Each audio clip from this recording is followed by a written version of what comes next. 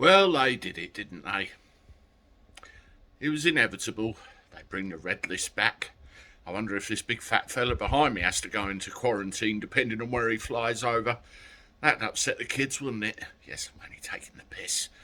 They've introduced the testing requirements for pre-departure, again 48 hours beforehand. And one thing I am very well aware of, somebody somewhere is making an awful lot of money.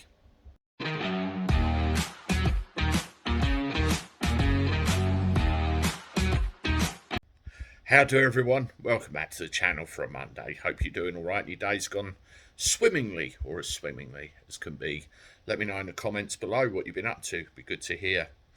Anyway, this travel business with what's going on, it really appears to me that they want to make it as difficult as possible for people to travel, to see their relatives, go on holiday, see their loved ones, with the extension of certain emergency powers through to March, and with news reports that other things could end up being put through to March as well.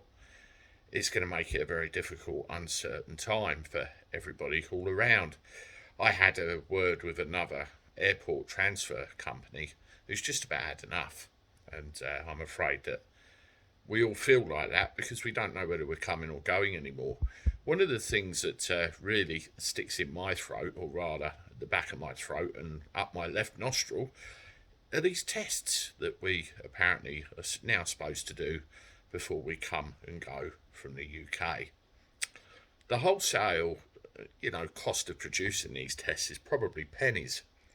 And I spoke to a couple, two or three couples actually over the last few days, who have said to me they've had to spend £100 a pop on these tests just because they start with the letter P instead of the letter L.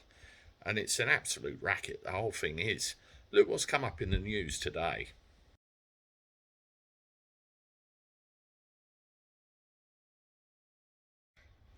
Yeah, they're offering these things which apparently cost about 30 pence and then charging 200 times that. I'm not even going to try and add that up in my head. You can work that out for yourself. But the long and short of it is a complete and utter rip-off and a shambles. That and the, £200 a night red list hotels as well, which we know Richard E. Grant is currently languishing in. I'll bring you a follow-up on that in a little while. The whole thing is a big scandal. Now, the saying goes, doesn't it, follow the money?